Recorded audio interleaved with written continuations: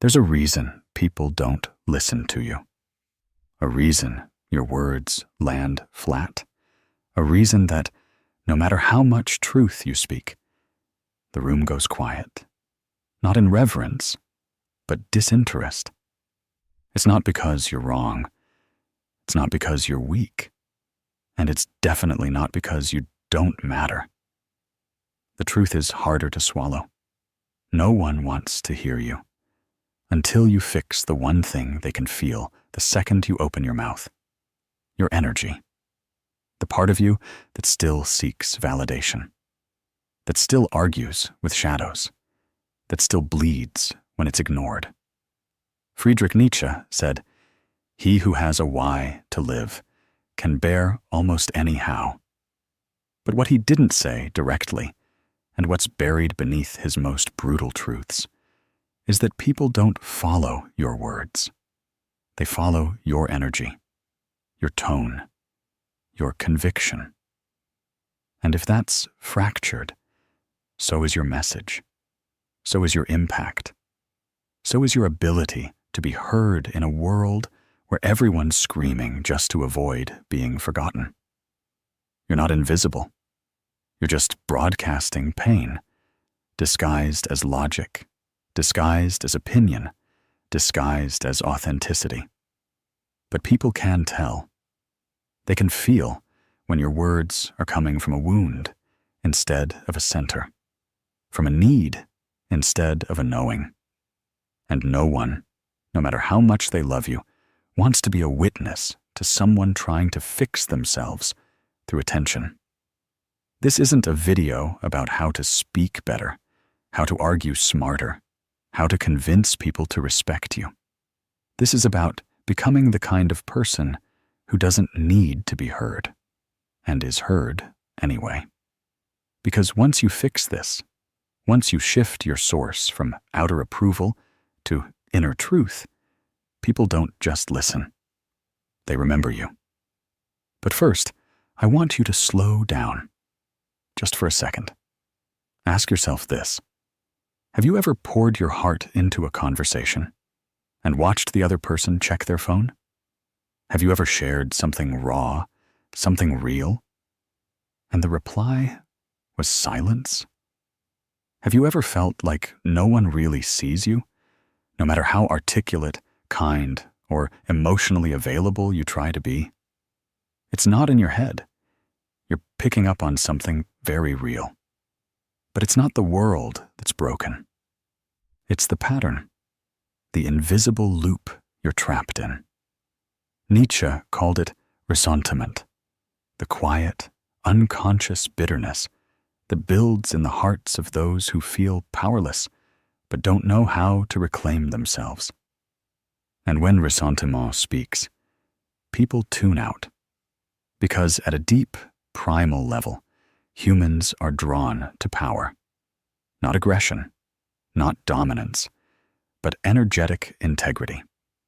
And when you speak from a fractured self, when your words carry resentment, desperation, or unprocessed hurt, they don't land.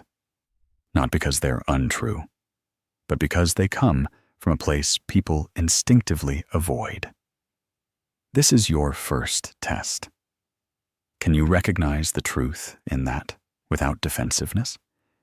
If you can, keep watching, because this video will reveal exactly what's broken inside that makes others withdraw from your truth, and more importantly, how to fix it.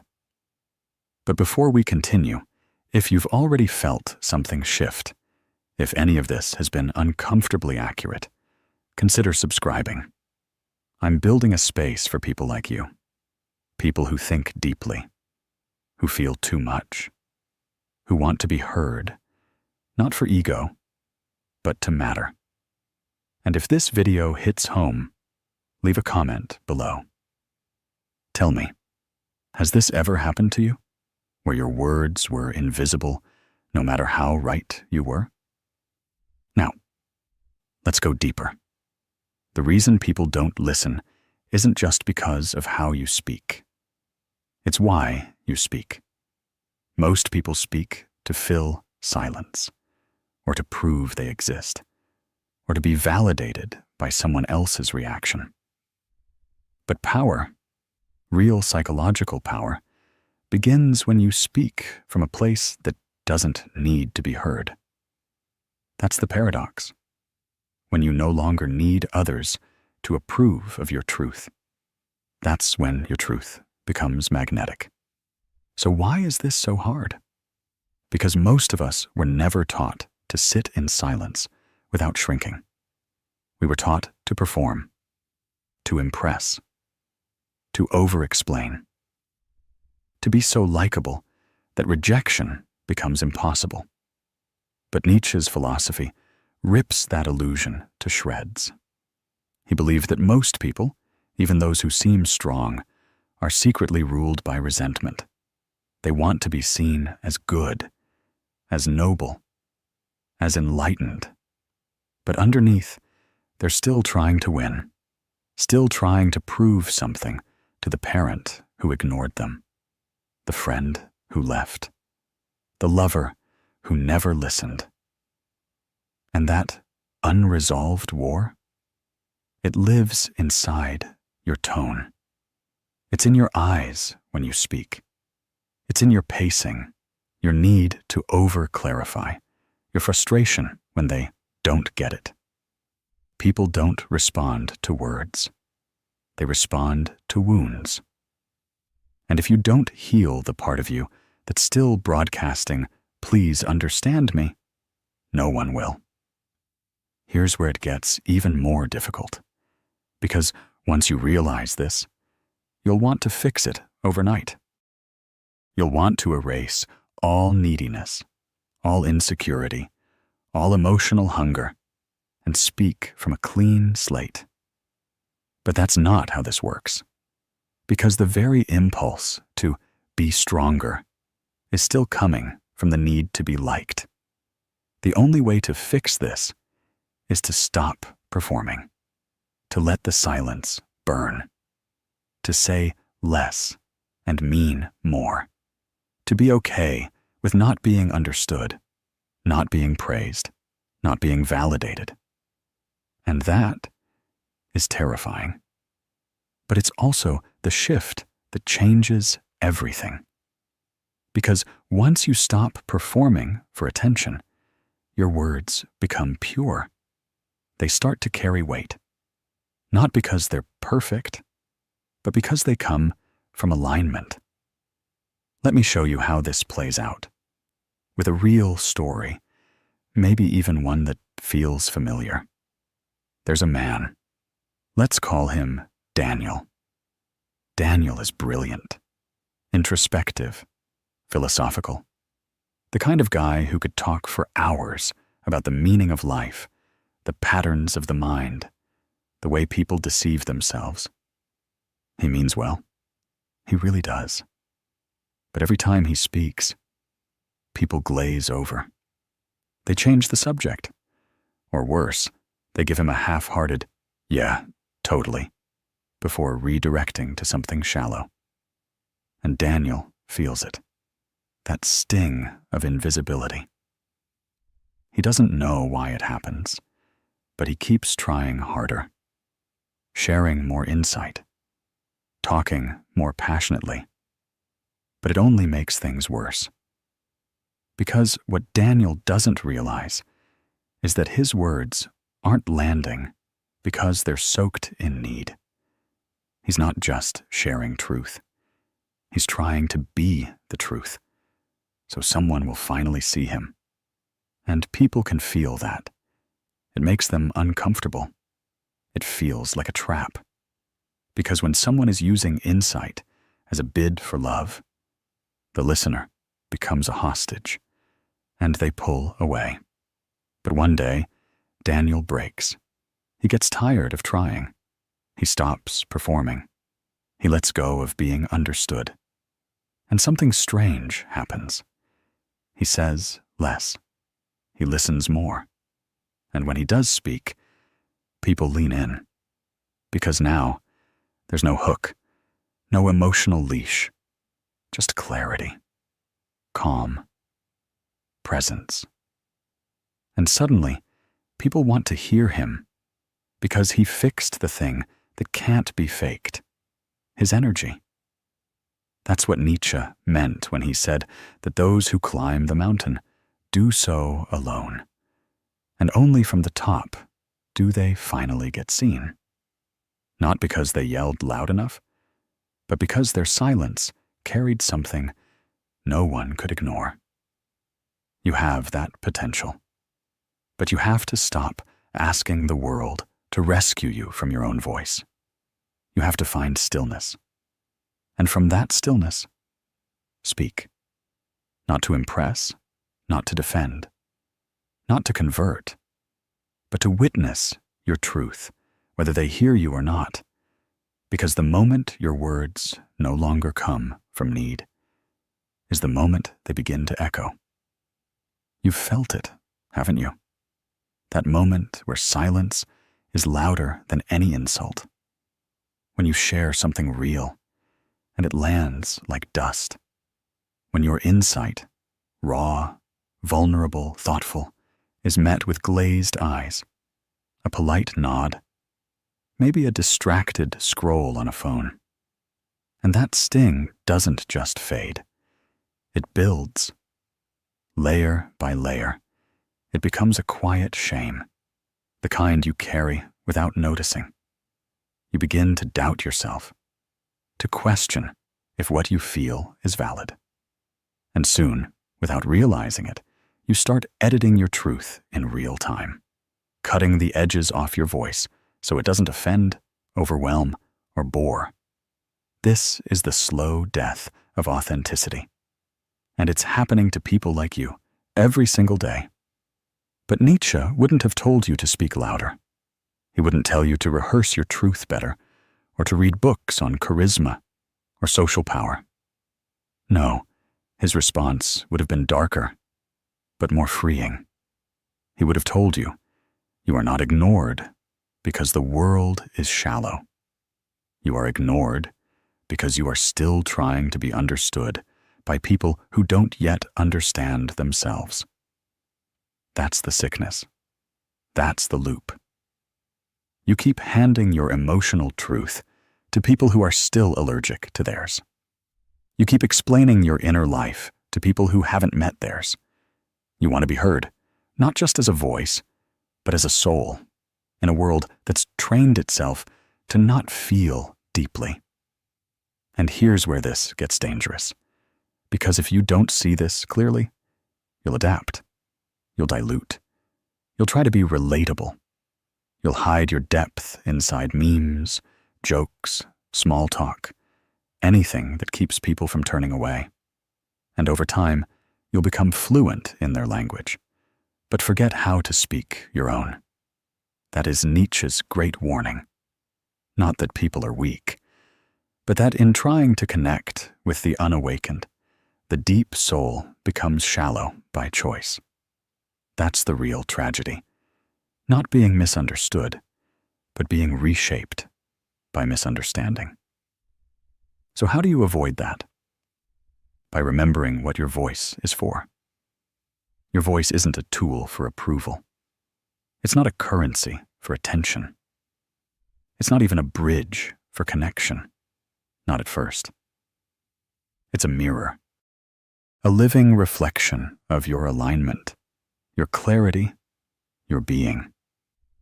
And when you speak from a fractured identity, from insecurity, from spiritual hunger, from the ache of being unseen, your words are no longer mirrors. They're shields. And people feel that. They may not know why, but they back away. Not because you're too intense, but because you've stopped being real. Let's talk about energy now. Not in the mystical sense, but in the psychological one. Every human interaction is a subtle negotiation of energy. Who leads, who submits, who observes, who defends. And in this invisible dance, people are constantly asking, is this person safe? Are they solid? Do they need something from me? do they know themselves? If your energy says, I need you to validate my pain, the answer is no, even if your words are true. But if your energy says, I am at peace with my pain, I don't need you to understand it, but I'm offering it freely, the answer becomes yes. That's what Nietzsche pointed to again and again, the ideal of the Übermensch, not as a strong man, but as a self-contained being. One who no longer performs, one who no longer begs, one who lives so deeply in alignment that even their silence teaches. Now, this level of self-possession doesn't come quickly, and it doesn't come without cost. You'll lose people. You'll lose comfort. You'll lose the old version of yourself that was willing to shape-shift for scraps of attention. But what you gain is unshakable. Let me show you how this works with another story, not from a book, but from real life. There's a woman. Let's call her Mira. Mira is empathic, articulate. She spent her whole life being the good listener, the one who holds space, the one who understands without being understood. And one day, she decides to share her truth, her depression, her fear, her spiritual awakening. She does it carefully, with elegance, but instead of connection, she's met with silence, confusion, maybe even discomfort. At first, she blames herself. I must have said it wrong. I'm too much. Maybe I should have waited. But over time, she sees the truth. Her words weren't rejected. Her depth was. Because the people around her weren't ready to hear someone who no longer needed their approval. And that's the fork in the road. One path leads back to people-pleasing, to surface living, to emotional starvation. The other leads inward, to solitude, to strength, to clarity. Mira chooses the second path. She speaks less, but when she speaks, it's with gravity. She no longer begs to be seen. She is seen, not by everyone, but by those who are ready.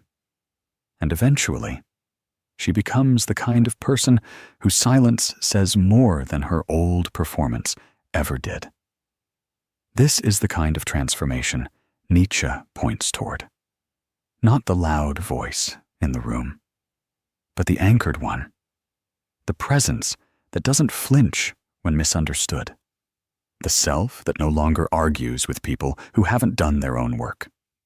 So, if you're still feeling invisible, still wondering why your words don't land, ask yourself, am I speaking from alignment or from ache? Am I sharing because it's true or because I want to be rescued? Am I okay with not being heard as long as I didn't betray my voice? Because here's the cruel irony. The moment you stop trying to be heard is the moment you begin to be felt. Not in the ego-driven way, but in the soul-driven way. You begin to attract listeners, not audiences. You begin to build connections, not impressions. You begin to matter, not because you fought for it, but because you no longer needed it. And that's what Nietzsche was really saying, beneath all the darkness. He didn't hate people. He hated performance. He didn't worship strength. He worshipped sovereignty. And he didn't want you to dominate others. He wanted you to stop being dominated by your own hunger for attention. Because when you do that, when you become self-sourced, self-fed, self-anchored, your words take on a different texture. They stop feeling like persuasion. They become presence. And people notice. They don't know why, but they trust you. Not because you're agreeable, but because you're real. And in a world of mirrors, the real face always stands out. That's the power you're craving. Not applause, not validation, but resonance. The kind of resonance that can't be faked. And it only comes from this one thing: fixing the part of you that still needs to be seen. Because once you do, the world won't be able to look away. You've spent your life trying to be heard, trying to say it right, trying to time it well, to find the words, the tone, the perfect moment. You've practiced self-awareness. You've studied psychology. You've listened more than you've spoken. And still, the same silence, the same blank stares, the same feeling that your voice echoes into rooms that never echo back. But here's the truth you weren't ready for before, the most brutal one. People didn't ignore you because you were unworthy. They ignored you because you were unanchored. They could feel, on some level, that you weren't speaking from your truth. You were speaking toward theirs, like a hook, like a silent plea. Please understand me. Please meet me here. Please tell me I matter. And that's what repels people. Not because you're weak, but because need has a scent. It pushes people away. Not because they're cruel, but because, on a primal level, they don't want to become responsible for your healing. This is the deep cut, the one you've spent years trying not to feel. But Nietzsche never avoided the cut. He dove into it. He lived in it. He believed that power doesn't come from conquering others. It comes from surviving the death of the self you no longer need. That death is painful because it means letting go of every performance you've rehearsed. It means letting silence win. It means becoming okay with not being applauded, not being praised, not being heard at all. But from that surrender, from that ego funeral, something wild is born. Presence. The kind of presence that doesn't chase, doesn't beg, doesn't try to prove. It just is. And when you speak from that place, people don't just hear you. They feel you. Because now there's no agenda, no emotional leash, no invisible demand. There's just truth. Clean, calm, fully integrated. That's what makes people listen. Not your articulation, not your cleverness, but your stillness. That rare, grounded stillness that only shows up when someone has finally stopped trying to be understood. You see, people are drowning in noise. They hear 10,000 voices a day, most of them trying to sell, persuade, impress. But when someone speaks with no performance in their tone, no hunger in their eyes, no need in their words, the world stops. Because that kind of voice is rare, and rare is magnetic. But how do you get there? You go through the fire. You sit with the ache of not being heard, and you don't flinch. You let the silence echo back without rushing to fill it. You stop editing your truth just to make it easier to digest. You stop wrapping your words in cotton just to be liked. And you say it raw, not loud, not soft, just true. And you let that be enough. You let your truth stand alone, whether it's received or not, Because when you stop needing a reaction, your words become free. And that freedom, that's what people can't ignore. Let me give you one final story. There was a philosopher once, not in books, not on stages, but in the way he lived. We'll call him Elias. Elias never fought for attention, never forced his insight on anyone.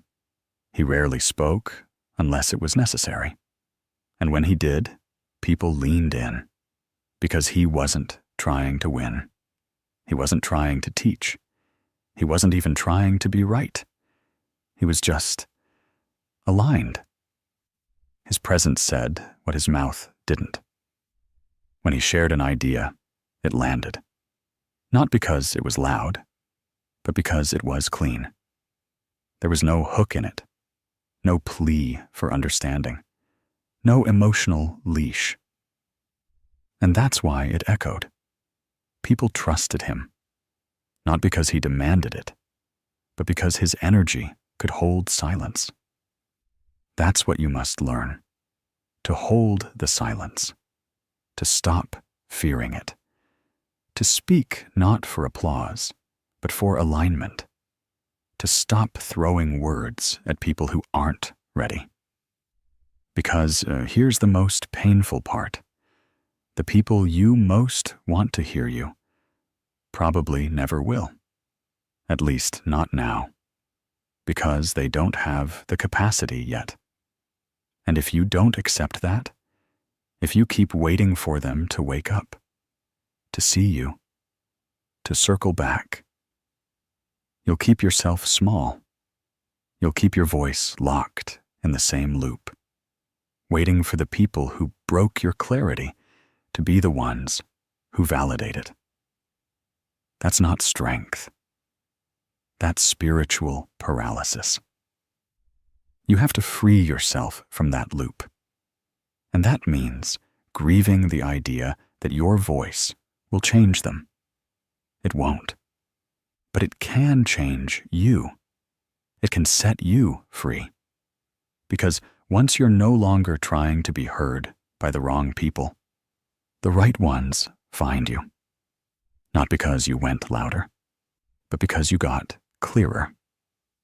And that clarity is what Nietzsche meant when he wrote, "And those who were seen dancing were thought to be insane by those who could not hear the music." You're not insane. You're just playing a melody others haven't learned to listen to. Don't mute it. Don't slow it down to match their rhythm. Keep playing. Because eventually, someone will hear it. And when they do, you won't have to explain yourself. They'll just nod, because they've been waiting to hear it too.